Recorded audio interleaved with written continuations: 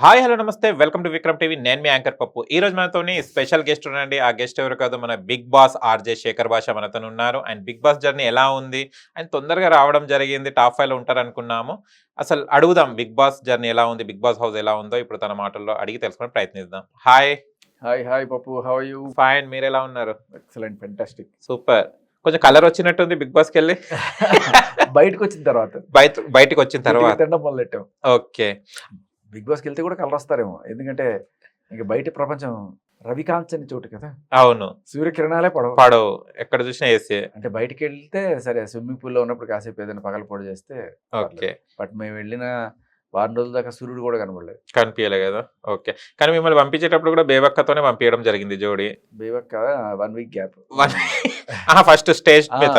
అవును, కానీ రావడం కూడా ఇద్దరు ఫస్ట్ వెళ్ళిపోవాలి. ఏంటి అసలు రహస్యం అది? రహస్యం ఇద్దరు చెప్పుకున్నారా? బేవక్క మీద బెంగెట్టుకుని వచ్చేసి బయటికి వచ్చేసారు. ఓకే. అంటే వైరల్ అయ్యారు శేఖర్ భాష గారు, తర్వాత బిగ్ బాస్ కి వెళ్ళడం జరిగింది. ఇది ఫార్చునేట్ అన్ఫార్చునేట్? ఫార్చునేట్, డెఫినెట్ గా ఫార్చునేట్. మంచి అవకాశమే కదా. అదే. సో ఇప్పుడు మళ్ళీ బిగ్ బాస్ లోకి వెళ్ళిన తర్వాత కూడా వైరల్ అయ్యాం కదా. అవును, మన జోకులతోటి. అదే. సో అది కూడా అంటే వికట కవి అన్నప్పుడు రెండు పక్కలా ఉండాలి. ఒక పక్క న్యూస్, ఇంకో పక్క ఎంటర్టైన్మెంట్, రెండిట్లోనూ కూడా మనం కాస్త కనబడ్డాం. కానీ ప్రీ ప్లాన్ కి వెళ్ళినట్టున్నారు. యాజువల్ గా బయట ఎలా ఉన్నారు అక్కడ అలా ఉన్నారు. స్ట్రాటజీస్ ఏం ప్లే చేయలేదా? అలా ఏం లేదు, అసలు ఏం ప్లాన్ ఏం వేసుకోలేదు. అప్పటికి కూడా మనం మంచి యుద్ధంలో ఉన్నాం అప్పట్లో. ఆఫర్ వచ్చింది, సరే మంచిదే, వెళ్తే కాస్త ఇంకాస్త ఫాలోయింగ్ ఉంటే ఇంకా మన మాటకి గట్టిగా విలువ ఉంటుందని, సో దానికి ఉపయోగపడుతుందనే ఉద్దేశం ఉంది. కానీ బట్ అక్కడ ఏం చేస్తారు, ఏంటి, ఏమొస్తే దేకలేంగే, అంతే అంతే అన్నట్టుగానే వెళ్ళిపోయాం. కానీ ఫస్ట్ డే ఎంటర్ అయిన తర్వాత ఒక మైండ్ సెట్ వాళ్ళు ఉంటారు అక్కడ. ఎలా మీరు దాంట్లో మింగిల్ అవ్వాలి, ఎలా ఏం అనుకున్నారు ఫస్ట్ హౌస్ లో అడుగు పెట్టిన తర్వాత? వాళ్ళందరినీ చూసి అందరూ మంచోళ్ళు డార్లింగ్. ఒక్క ఆ ఇద్దరు కూడా, ఎవరు సోనియా అండ్ మణికంఠ, వాళ్ళు కూడా గేమ్ కోసం వాళ్ళ స్ట్రాటజీస్ తప్ప అందరూ మంచోళ్ళు, వెరీ గుడ్ పీపుల్. మణికంఠ అంటే ఫస్ట్ వీకే అంత డ్రామా చేశారని అంటుంటారు. మొత్తం ఆ డ్రామాతో పాటు ఆ విగ్గుది మాత్రం ఇప్పటిదాకా ఎవరు మర్చిపోతలేరు. దాంతోనే ఇప్పటిదాకా కంటిన్యూ అవుతున్నాడు ఆయన. మణికంఠ అనే వ్యక్తి ఎవరికి తెలియదు దాదాపు. ఆ విగ్గుతోనే బయటపడ్డాడు. ఆ విగ్గు స్టోరీ ఏంటిది అసలు? ఏమో నాకు కూడా తెలియదు ఫస్ట్ లో.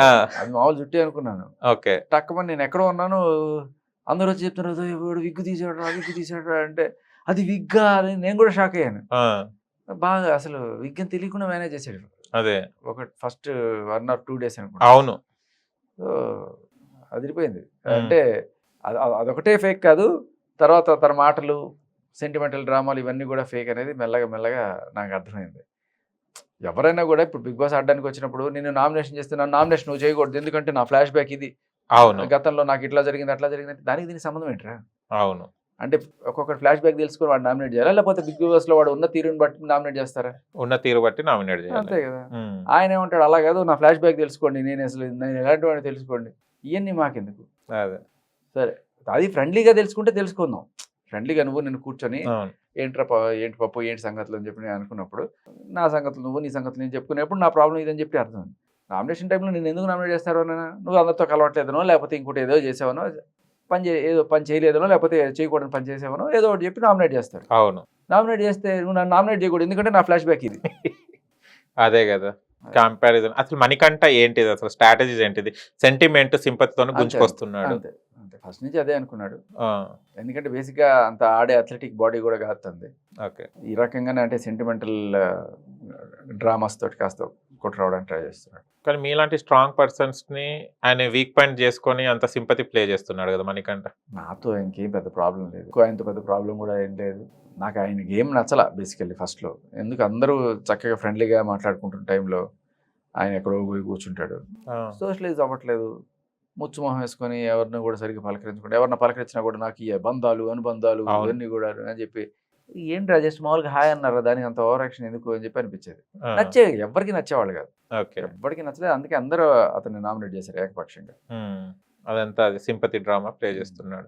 బేబక్క చూస్తే గనక చాలా చిన్న పిల్లలాగానే బిహేవ్ చేయాలి. అంటే ఆమె ఏం చేసే లోపే బయటికి రావడం జరిగింది. బేబక్కతోని జర్నీ ఎలా ఉండే? బేబక్కని పాపం మన సోనియా గట్టిగా ఇరికిచ్చింది కదా, లేదు నువ్వు కొంచెం స్ట్రాంగ్గా ఉండాలి, ఇలా మెతగ్గా ఉంటే ఇట్లాగే చేస్తారు, స్ట్రాంగ్గా నీకు గేమ్ తెలియాలి, అది ఇది అని చెప్పి స్ట్రాంగ్ అనేటప్పటికీ ఆవిడ మరీ స్ట్రాంగ్ అయిపోయి ఇంకా కిచెన్ దగ్గరికి ఎవరు రాకూడదు, మొత్తం నేనే చేస్తాను, నేనే పెడతాను, నేను పెట్టింది తినాలి అన్నట్టుకంటే పాపం మీద వాళ్ళు ఆకలేసిన వాళ్ళు అదే ఒక్కొక్కరికి ఒక్కటి చేసుకొని తినాలని ఉంటుంది.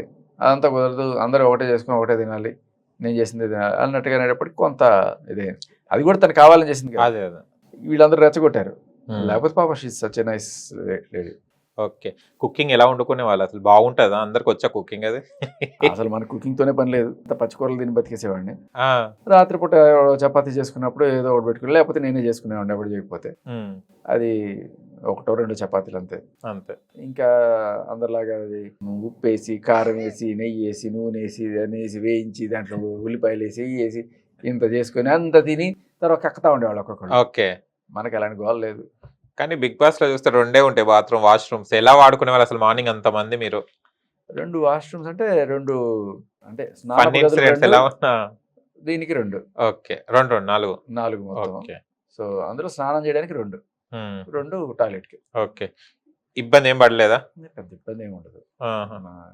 అంతే, రోజంతా ఖాళీగానే పడి ఉంటారు కదా, ఒక్కొక్కళ్ళు ఒక్కొక్క టైంలో తీసుకున్నా సరిపోద్ది. అసలు డే అంతా ఏం చేస్తారండి? మాకు చూపెట్టే 1 అవరే కానీ ఏం చేస్తారు మీరు అసలు డే అంతా? గోల్డ్ గిలుకోవడం ఆ, అంతే, ఇంకేముండు. పొద్దున్న లేచి ఇదిగో అది భుజాన్ని వేసుకొని, అవును. సంచి భుజాన్ని వేసుకొని బ్యాటరీలు మార్చుకోవడం, ఇంక ఇట్ట దిక్కులు చూడడం, నువ్వేంటి తెలియని వాళ్ళనుకో మాట్లాడుకుంటూ ఉంటాం, అవును. వాళ్ళ గురించి వాళ్ళు తెలుసుకుంటాం. సో తెలిసిన వాళ్ళనుకో వాళ్ళ గత స్మృతులు నెమరేసుకుంటూ ఉంటారు. ఓకే. సో పెద్ద పనే ఉండేది కాదు. ఈ వంటలు, ఛాయలు ఇవన్నీ అదో పెద్ద పనిలాగా, ఇల్లు క్లీన్ చేసుకోవడం పనిలాగా ఇలా నడుస్తూ ఉంటాయి. ఈ పనులే బేసికల్లీ. మీకేం పనులు అప్పచెప్పారు హౌస్ లో, షేరింగ్ లో? అసలు ఏ పని లేదు. మా అమ్మ ఇంట్లో వీడు ఏ పని చేయడు, ఉమ్, బిగ్ బాస్లోకి వెళ్తే ఎలక్ట్రిక్ కడగాలి, ఇవన్నీ చేయాలి, ఇల్లు చిమ్మాలి, ఓకే. వంట చేయడాలి, ఏ పని చేయగా ఇంట్లో అక్కడికి వెళ్ళిన తర్వాత అన్ని చేస్తావు, నేను ఇక్కడి నుంచి చూసి ఏం చేస్తాను అని చెప్పి మా ఇంట్లో మా అమ్మ మా ఆవిడ అందరూ అనుకున్నారు. అచ్చా. వెళ్ళిన తర్వాత నన్ను ఫస్ట్ టాస్క్లోకి ఎలాగైనా తీసుకెళ్ళి లగ్జరీ క్లాన్లో పడేశారు. అవును. ఆ లగ్జరీ క్లాన్లో ఏంటంటే పని చేయకూడదు. అవును. కరెక్ట్. నేను ఉన్న 2 వారాలు పనే లేదు. అవును. సో రాజా ఇంగేయం అంగేయం అన్నట్టు కరెక్ట్. అక్కడ రాజానే ఇక్కడ రాజానే అన్నట్టుగా రాజాలనేది బయటకు వచ్చేసాం. ఓకే. అది